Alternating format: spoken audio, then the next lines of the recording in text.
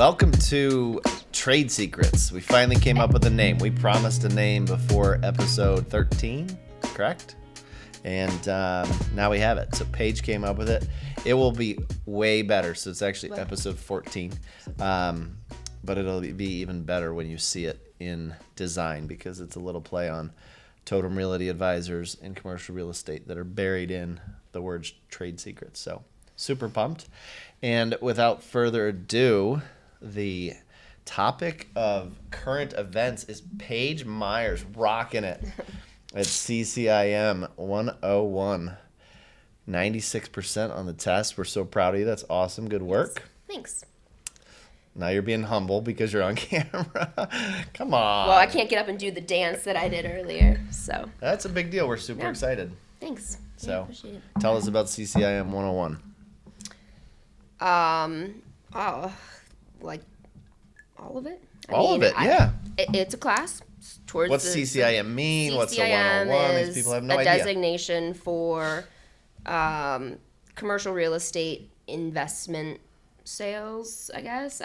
Certified commercial real estate investment member. Yeah. Yep. So I guess I would be considered a candidate, a CCIM a candidate right now? Currently. Yep. There are 6 courses, I think, question mark, to get the designation along with some kind of portfolio component. So I think it's 6 sections, 4 courses, a final exam, and a portfolio. But there's also electives in there too. So Yeah. I think there's at least 2 or 3 elective courses I have to take. Cool. So I am, yes, 101, according to Kevin and a lot of people I talked to, is probably the hardest of the 4 core classes. And the test was not great. Really. What do you mean great? You got a 96%. I would say it was not great. No, but before I hit the submit button, I truly thought that there was a chance I was going to fail it. A lot of math. Even after you were done with numbers. all of the questions and you were about to hit submit, you thought failure was an option? I was sweating. I was very nervous. I also thought the test would take me like 2 hours, 2.5 maybe. I started at 8 p.m. on a Saturday night. First mistake.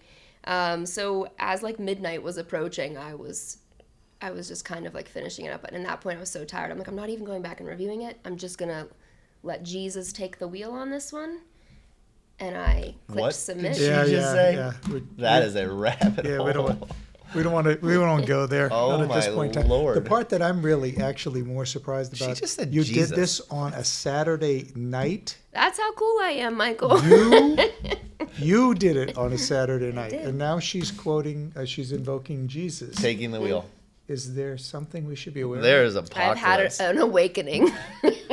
Holy smokes. No, I just wanted to get it done because as we have all seen, my level of knowledge retention isn't always great unless I am utilizing it every day. So I didn't want it to become stagnant in my brain. So the class ended Thursday. I took a day of rest on Friday. Yeah. You're just I was gonna go down. Most of those other guys they pick Sundays. Friday. I couldn't go full board. I get it. And then I procrastinated a bunch on Saturday, and I did it Saturday night. Yeah. And I was exchanging text messages with one of the other guys from the class that was out in Alaska. I was like, I'm gonna fail this. I'm really gonna fail it. I'm gonna fail it. And I hit submit, and then I felt like an asshole because they tell you right away. 96%. Is it instant? Yeah. Yeah. But it was good. It was kind of validating. So it's over. now. Well, it's not over. I mean, it's not over. That is over.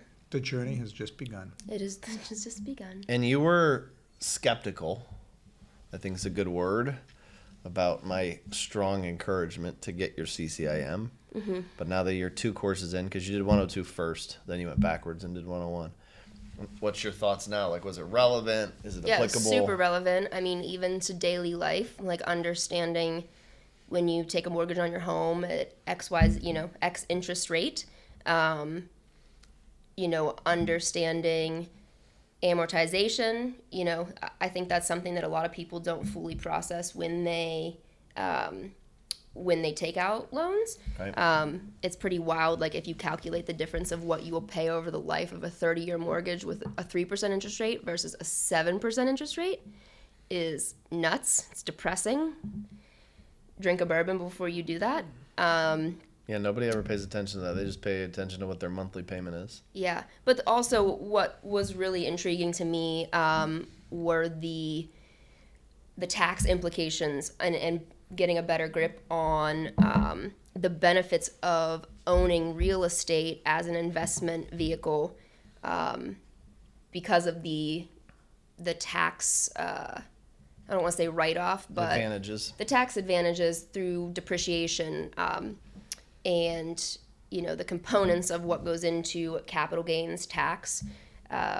So understanding those very nuanced things that I think, unless you are a CPA, you probably don't deal with. Right. But seeing how that lowers taxable income and can, especially now in a time of like a lot of volatility in the market and in more traditional investment avenues, it was cool to see how those tax incentives or kind of tax, I don't want to call it a loophole, but tax opportunities from owning code. Yeah, just tax code. opportunities, and advantages for owning commercial real estate.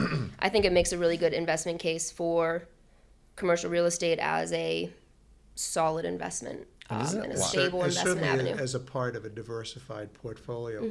The other, there's two parts that I wanted to hit there was the relevance of it. Now you can see the cost of money is a huge impact on the value of things. Yeah. And not real estate. I mean, just think of you just looking at it buying a car. When you can buy a car for 0% interest or 1% or 2%, and then you can buy a car for 9% interest, they're huge, huge changes. And the depreciation component of it too, that's huge. But also with a long-term mortgage, you also get to write off the interest that you pay, which is the front-loaded interest and amortization schedule. That's an expense. Right. So owning real estate initially is a tremendous tax play. Which is wild to me. I mean, we now are 14 episodes in, and we're starting to get to a point where like all of them are starting to touch on each other because it's such a intertwined industry that we're in. I mean, our last episode was about owning versus leasing. We did a whole conversation about interest. I mean, it's pretty wild that it's all coming full circle now that we're, almost, 3 or 4 months into this thing. Yeah, and in the true spirit of the government, the fact that they give you the benefit up front for the depreciation, they also get you in the end with what's called recapture.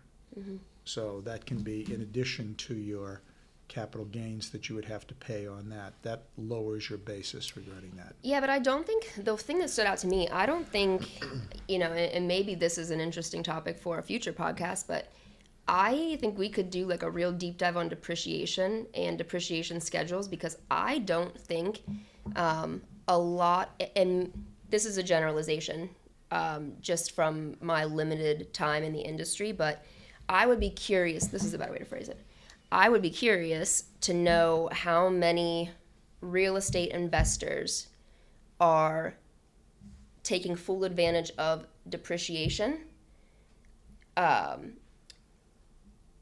Like you can depreciate like capital expenditures, you can depreciate personal property, trade fixtures, whatever that you put into your space, and the asset itself to reduce your taxable income. But I don't know that people are taking full advantage of that. Yeah, I mean, my gut is that anybody who owns a substantial amount of real estate, and I guess we could all argue about what substantial means, but anybody who owns real estate and is using a third-party accounting company is taking advantage of it. Anybody who owns half a dozen duplexes or single-family homes who's doing their taxes on QuickBooks, probably not taking advantage of it. Absolutely. And then there's other aspects of it, like there's certain components of real estate you mentioned. Your best friend took advantage of it a lot. Oh, don't even. Hey, you can love him or hate him. He's when you talked about trade he's fixtures, really good at and it. you talked about certain improvements that are in there, you can accelerate depreciation under certain schedules. Like carpet depreciates at a different value than, or time frame than drywall depreciates, on a different value than, the structure depreciates. So it's it's a very important thing to understand, to get an overall picture of what it is that you're going to. 1,000%. I mean, it's Yeah. it's important to understand how to leverage other people's money to make yourself wealthy and to get the max return on your investment by way of these avenues that are available. And that was We very need to fascinating get to that me. on a clip. What Yeah. she just said. I mean, Yeah. she is like the light bulbs are like firing on all And cylinders. that's a perfect example of the. Didn't think that was going to happen That today. was, I mean, I want that clip later. Yeah. That was great. No, but I mean, even that, as real estate experts, the first thing we'd tell you is consult an accountant regarding that. In Right. fact, consult someone that specializes in accelerated depreciation schedules. And cost segregation. And Absolutely. actually, when you finished the class and you told me about like your light bulb about depreciation, I was like, we're going to have someone on. So, stay tuned. There is an accountant coming to the podcast, but we can't release the name just yet. But one of our next guests will be a very trusted accountant in the real estate space. Yeah, and that's a completely different side of real estate investment. Yeah. Right. But overall, another thing that just like a personal takeaway, as much as like my brain hurt at the end of that class, I realized how important it is to like not stop learning. I mean, it was very hard to get back into a classroom setting where I was learning for 7-8 hours straight of just running numbers, like interacting directly with the material and learning it. And it made me realize, the importance of continuing to educate yourself and not getting, I think so many things go on a daily basis in our world. It's hard to carve out time for things like that. Right. I could have made 1,000 excuses why I couldn't have done that class last week, but doing it and realizing how out of practice at learning in a more formal setting I have been, I think was a testament for me in my own personal life to like not ever stop. Yeah, you can't get complacent. Right. Right. So I think it's one of the keys to my success big takeaway, in this sign industry. up for a class. Yeah. I mean, that's why I'm going to Dallas next week. It's not, and a lot of people go for the networking, but I'm going because I think it's an opportunity to learn from people who are doing things that, candidly, I don't know about, would love to learn about. So, Yeah. So it was a good experience. Good. So, 103 or 104 on the horizon Yeah. ish, Yeah. 2023. Oh, for sure. Yeah. Just hopefully we'll get some more classes back in Pittsburgh. So far, they're all in Florida, my favorite place, Or the West Chicago? Coast. Right. No, not even Chicago, Oh. like Reno. So, or British Columbia, which I'd love to go to. Beautiful. I would All love right, to so go. your 96% gave you the right, or the you earned the. I know there's something you're desperately wanting to talk about. I don't know. I feel as like we current wasted a lot event. of time with no, that. we're good. Yeah. So, This my- is great. my true crime loving spirit, I just can't stop talking about the fact that they found 100 cars on the bottom of the Allegheny River this week. On how big of a stretch of the river? I don't have that info. I think it's just like But the, a relatively, the like in the downtown. pool, like in the Yeah. Pittsburgh pool, Yeah. which for your non-Pittsburgh people, that's from Lock 2, which is basically Sharpsburg down to the point. That's the Pittsburgh pool, and then headed up the Ohio and the Mon. Yeah. 100 cars. So Over this what is period of this time? has zero relevance to commercial real estate. Zero. Zero. This is current event of This- Pittsburgh's day. This is just Paige's brain going down a real rabbit hole. All right, so in like less than a minute, recap how they found 100 Yes. cars. So two families, from my understanding, independently hired these underwater dive teams that use some kind of sonar that most police departments, whatever, do not have. And these two dive teams, they have like YouTube presence. They've become famous for solving cold missing person cases where a vehicle has also disappeared because they just scour bodies of water looking for vehicles. Okay. So they were engaged by these two families to come to Pittsburgh to look for two people that have been missing from like 2013 and 2017, I think.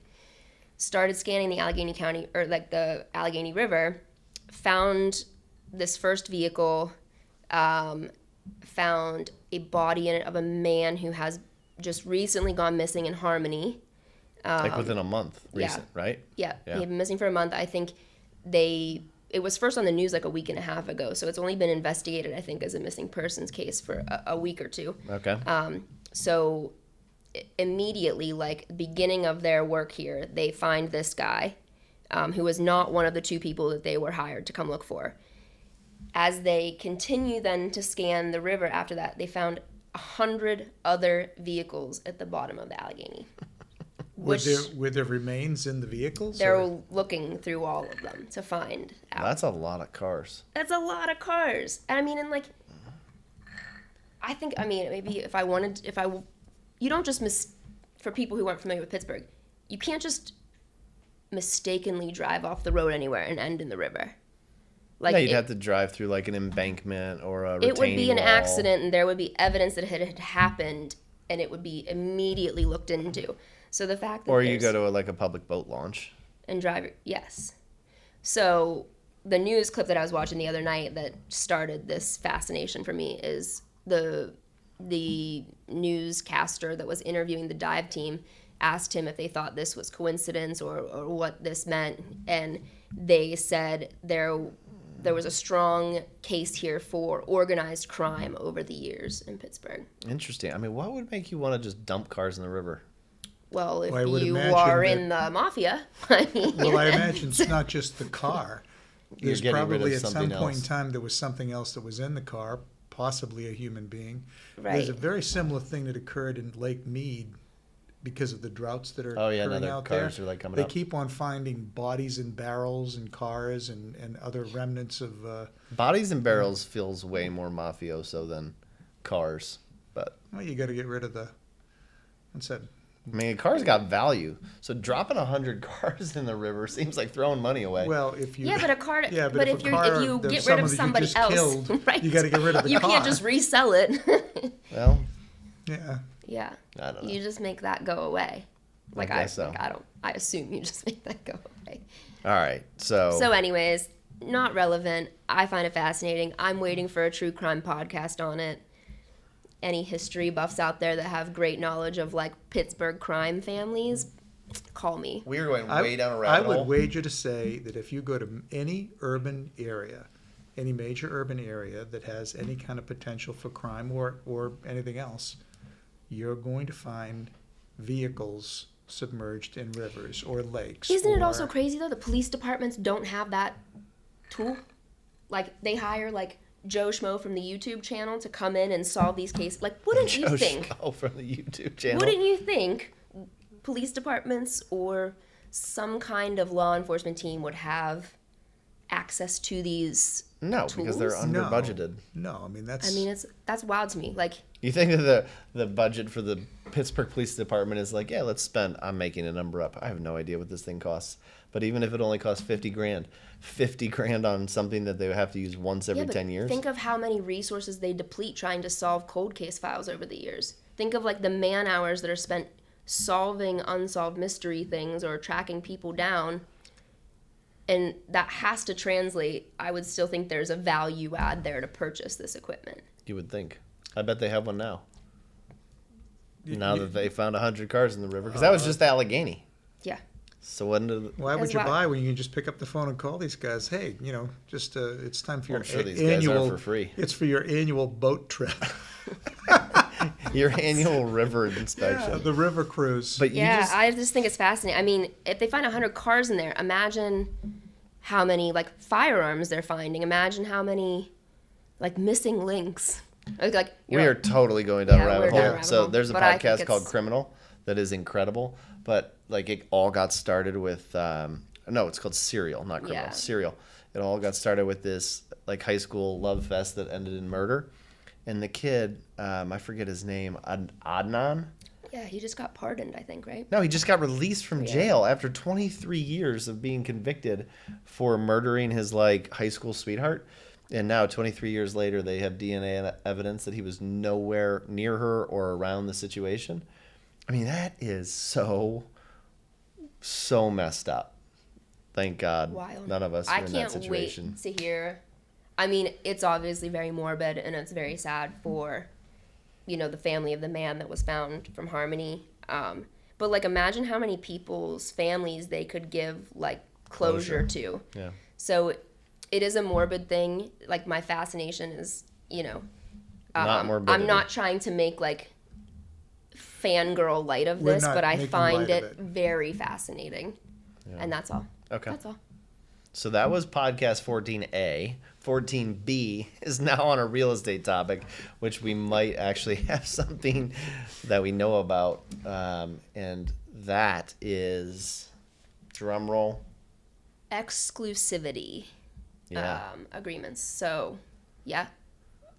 Working, and when we say that, like, there are several exclusivity agreements in the commercial real estate world, one of which you will see like an exclusivity clause or provision in letters of intent to buy a property or to lease a property or in purchase and sale agreements. But this exclusivity that we're talking about, Oh, but hold on. Before we go down there, exclusivity, it has a definition. Like, I mean, to you, what's the definition of exclusivity? you're with me and only me. Right. Kind Yes. of like, well, I was going to say it's kind of like marriage, but I have a feeling some people don't believe that marriage means Well, a exclusivity. contract is only as good as the people who enter into it. So The contract Right, but aspect. the idea of exclusivity, though, is that you and the other party involved agree to mutually work together and for one another or with one another. right. Okay. So exclusivity in a purchase and sale agreement or a lease letter of intent, whatever it may be, generally serves the purpose or intends to serve the purpose of saying, okay, we're expressing to you that we want to move forward with this agreement, and in the meantime, we're asking you to only, like, exclusively talk to us about this. Usually and not, for a period of days. right, Like not 15, to continue 30. marketing it to the world and entertaining conversations with other interested parties.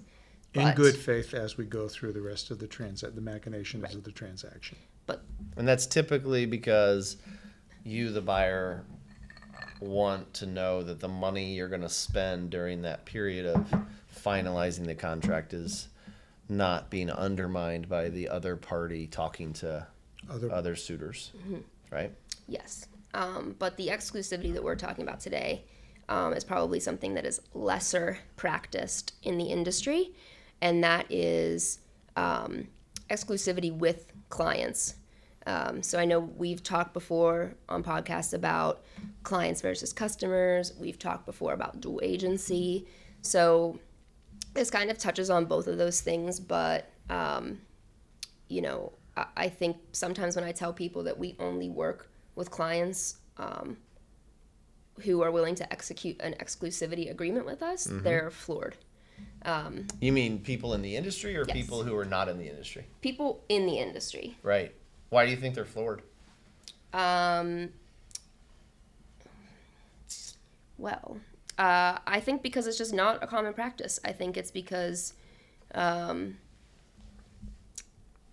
as an independent contractor maybe, or as one of many doing what you do as a commercial real estate agent to get a business, a lot of times you are like really selling yourself hard to these clients or selling your team or selling your capabilities.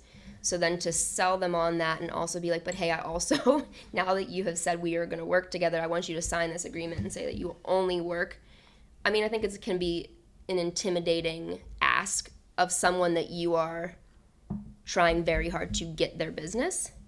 So I that's my guess, is that there is a discomfort or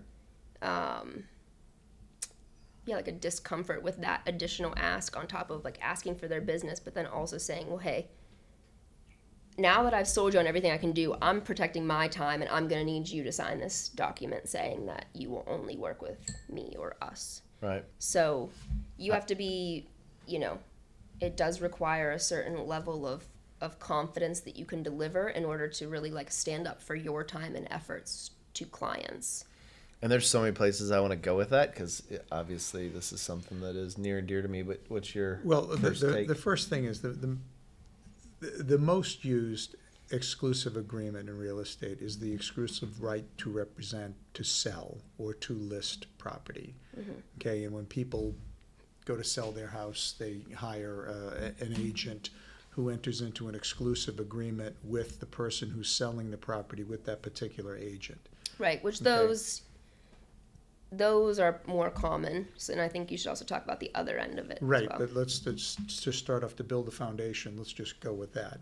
And that requires that the person that is selling the property, the seller of the property, uses this particular agent, but anybody that comes to her directly or to them directly, or they know that buys the property, they compensate that particular agent that has the exclusive, whether they did anything or not. And I think that that's the reluctance in the ask by saying, well, what happens if I do a deal directly, and they kind of fumble around and say, well, you're paying us to market this property, our time is valuable, you are going to compensate us no matter what, one way or the other. That's one of the things that you're going to do with an exclusive agreement. The value to you is that you can rest assured we're the ones doing the marketing of that property. Yeah, but So- I mean, we've all experienced, so let's just pick some names here so this is easier to follow. Sue is the property owner, and she wants to hire Michael to sell the property, and she's going to sign an exclusive for him to market it. Almost every time Sue says, but what if I find the buyer, Correct. right? And that's where the heavy lift comes to say to Sue, with the courage to say to Sue, well, if you find the buyer, you need my expertise because I'm representing your interest to carry this thing through to fruition. Right. That's And the this is appropriate reminding answer. when I got fired up about this topic last week, that was like what was gnawing at me as something that should be talked about, is like finding the buyer or finding the property is like the first step. It's like one of the first steps in the process. It does not end there. That is not the task. Yeah, the task is to get it closed or leased or occupied. The task is not to just find the party. And finding a person to engage in that process with you is like step 2 of a 90-step process. Right.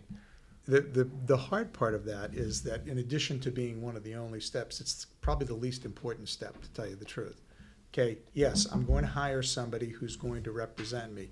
If you're worrying about you doing the work and selling it, your home directly, why are you hiring this person in the first place?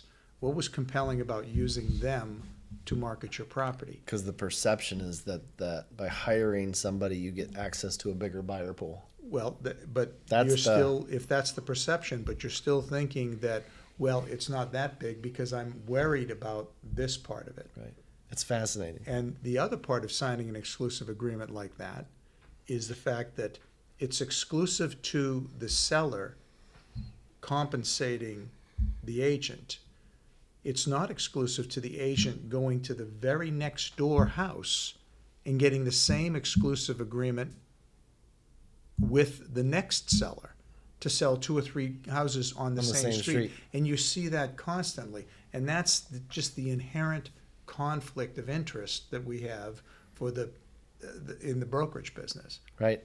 I mean, literally, we have an exclusive right to sell agreement right now with a client, and it's been a very active listing, meaning lots of interested parties, people from all over the country would like to purchase this. And one of the buyers said to me, I want you to represent me on this offer.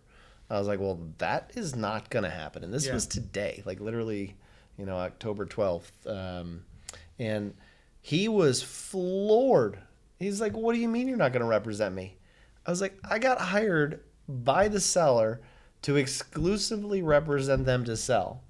And he was right away like, yeah, but then you can have both sides of the fee. I was like, that's not how Totum does business, buddy. Like, if you feel like you need represented, you need to get somebody to represent you, and whatever you want to pay them, you go right ahead and pay them. Our client is paying us for our side of the work here.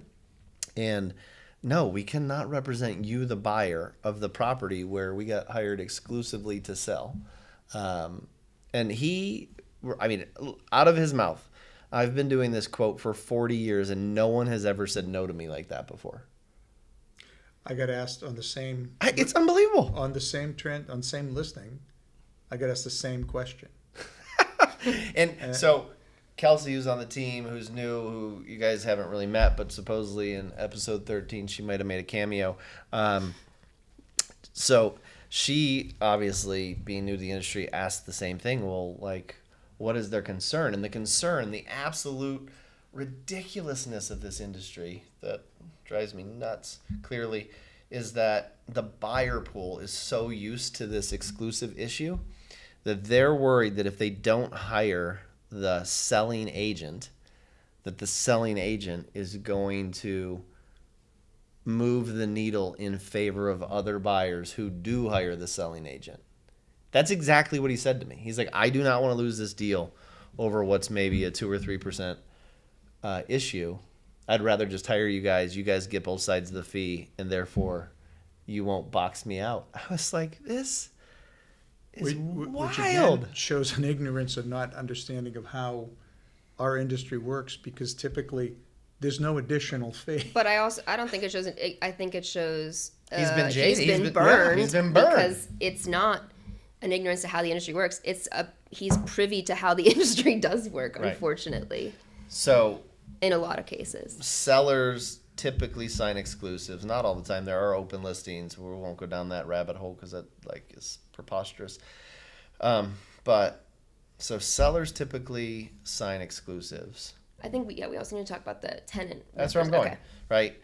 But I think what really got you passionate about this conversation is Totum's position that buyers and tenants, if they want to work with Totum, have to sign exclusive agreements. Yes. And that is the part that's foreign to the industry. And I was thinking about it this morning. I vividly remember sitting in his office. His name was Rocco. He was one of my mentors early in the industry. And he had caught the exclusive bug. He wanted the exclusive, and we'll get into the why you want an exclusive. But he wasn't willing to make the big ask. So I'll never forget this. And this is where it all started for me. We had a piece of paper, 8.5 by 11. And at the top of it, it just was to date. You hereby authorize us to be your exclusive agent to go lease a property. Period. Sign your name. Because he felt like that you could get somebody to sign, because it doesn't have any teeth. It doesn't really lay out any terms. It doesn't say who's paying who. It's like just asking for a pinky promise, Rocco. It's the same weight. So 20 years later, I can look back and laugh that it was a pinky promise.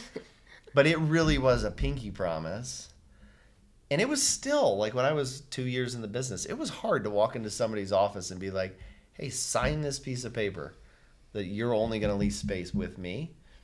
Clearly, 20 years later, the piece of paper is now 5 pages, and it is very clear about what they can expect from us and what we give back to them in return, and vice versa.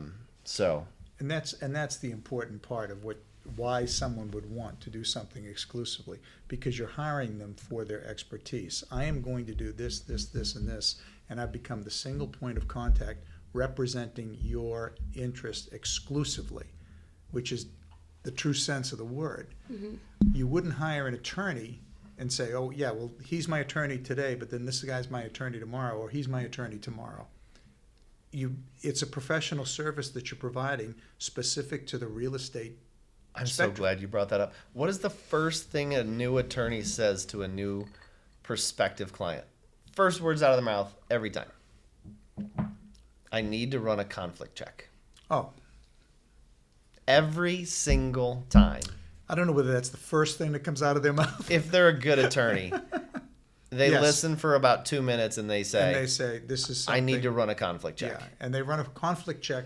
This is the part that I like about law firms, through the entire firm. Correct. There's nobody in my office that has done this or Has a worked relationship. has a relationship with you or the person that you have the adversarial relationship against. Right. Mm-hmm. But in our industry, that never happens. Ever. Ever. It ever happens. And I've actually been thinking about that. Maybe we should start running conflict checks, even though we're well, such a there's 3 small of us, shop. so it's pretty quick. Well, 4 of us, but 4.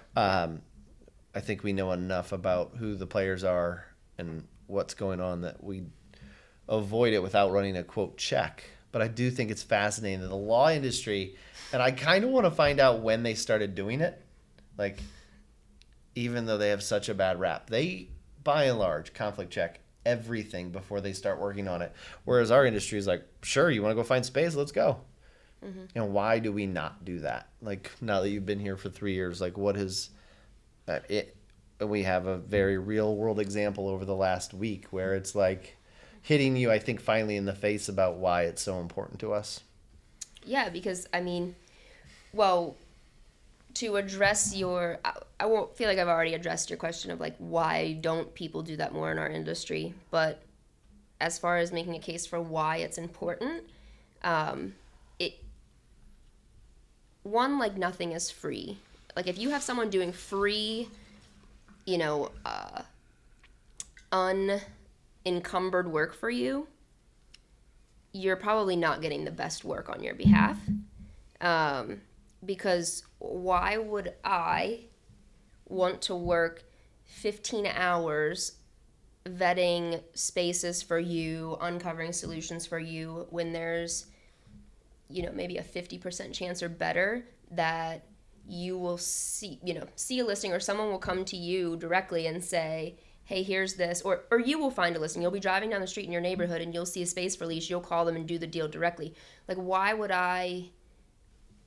what is the incentive for me to spend my time as a professional with expertise, presumably in this industry, working on your behalf when there is no protection for me that work will ever be compensated for? Amen. There's no reason for you to do that, but people do it all day, the time. every day, because it's all not the time. And it's hard to say no to people, and it was one of the first referrals that ever came to me when I first got licensed.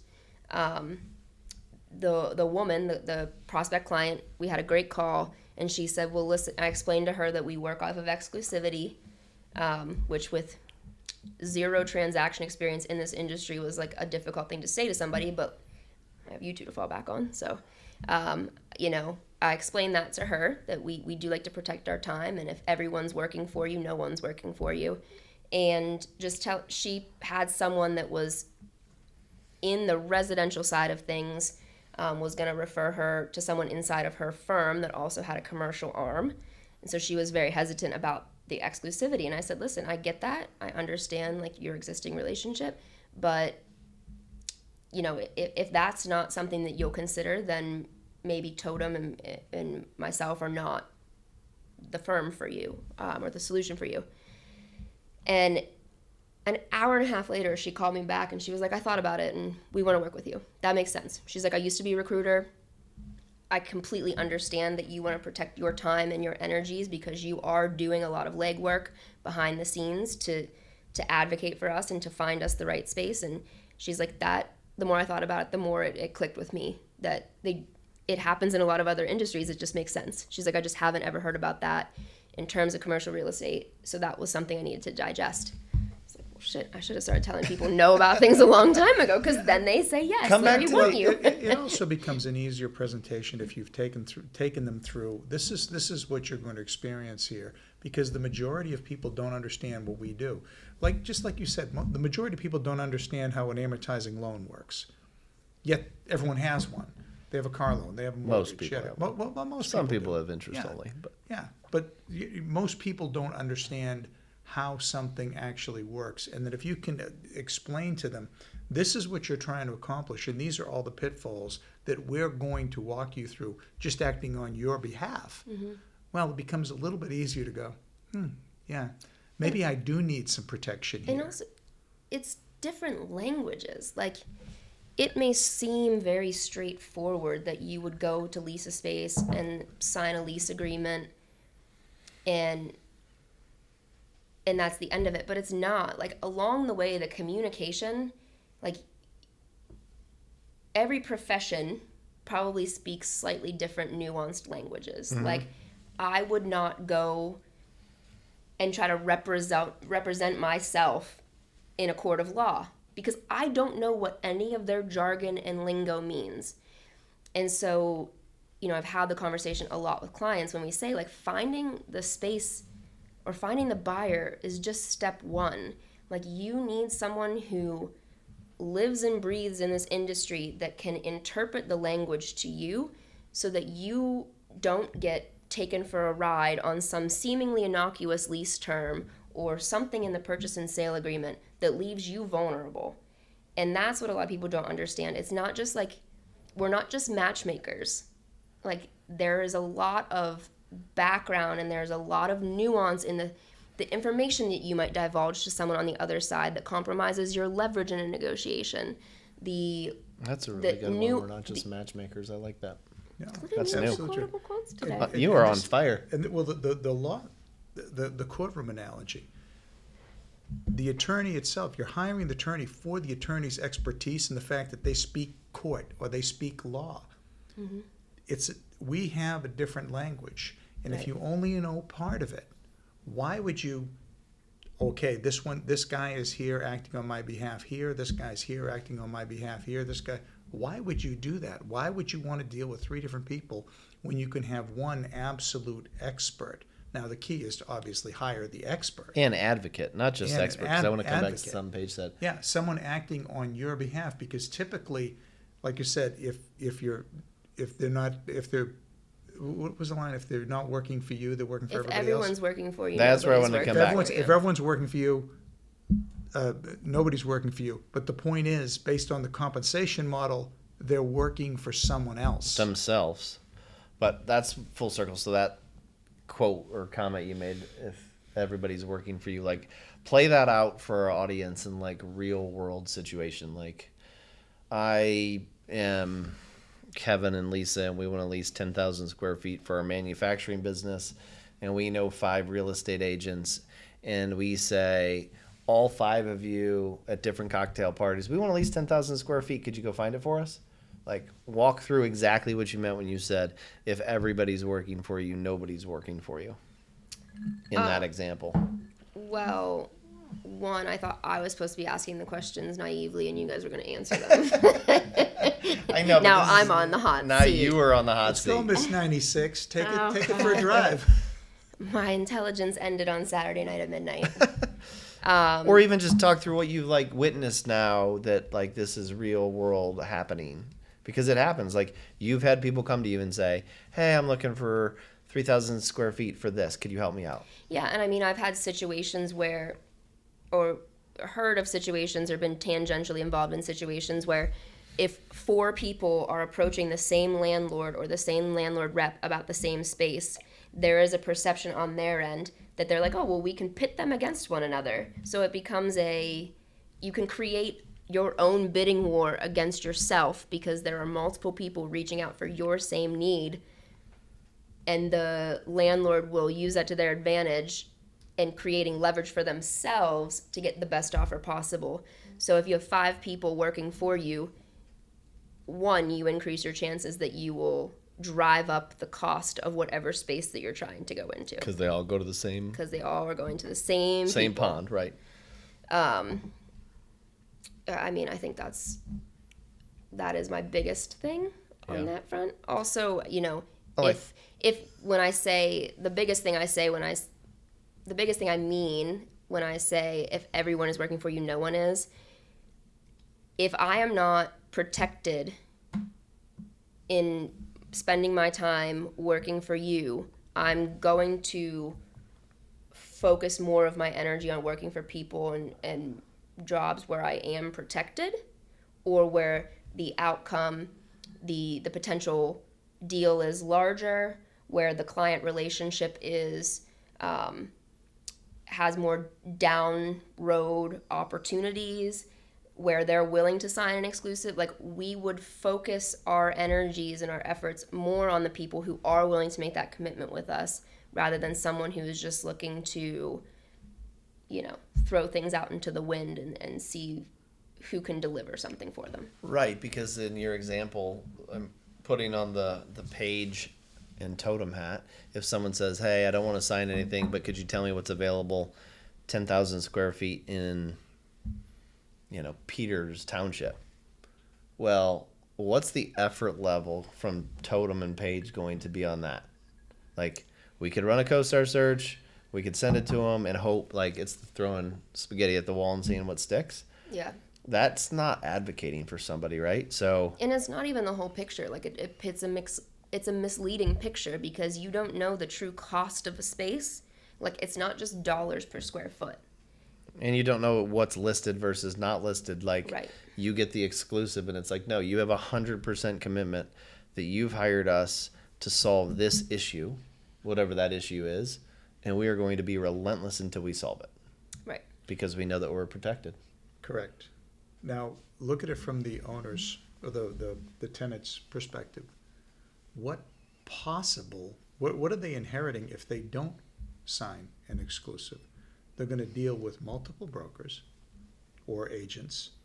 They're not going to get consistent evaluation of everything. Mm-hmm. Someone's going to miss something.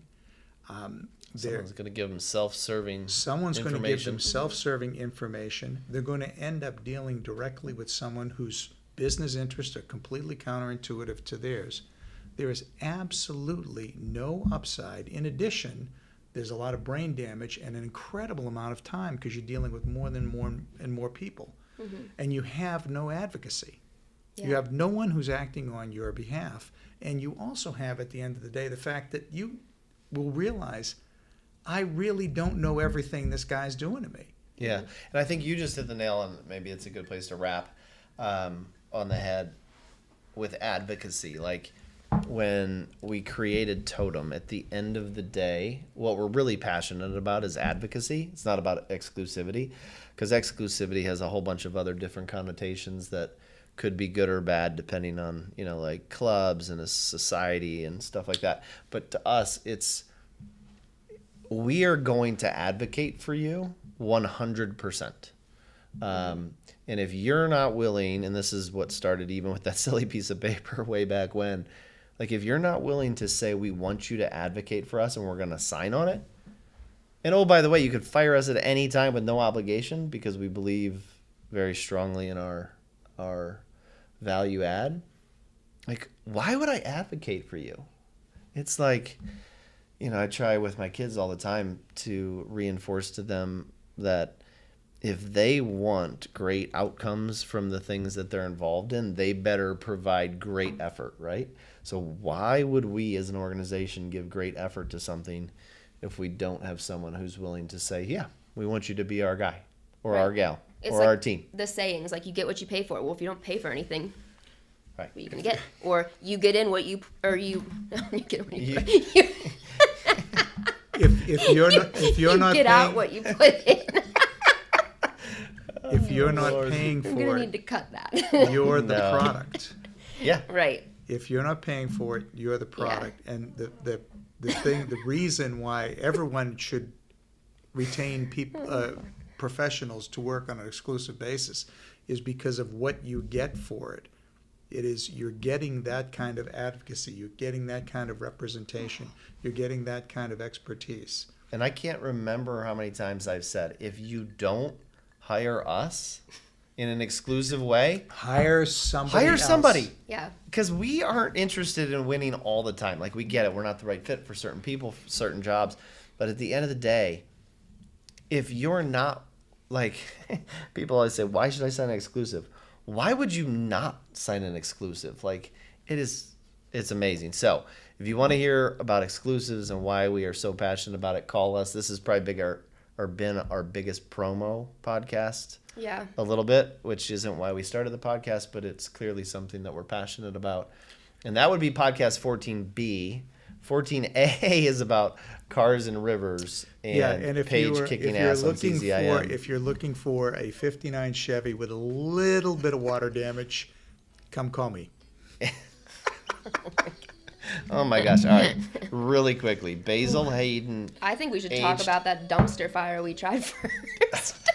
dumpster fire. Worst bourbon ever. You Thank can God zoom we into tried it. that No. I won't before the even name it podcast 'cause it was started the because we worst thing all ever. gagged. Oh my god. Let's not be. But Basil Hayden, age 10. I'm sticking with standard basil.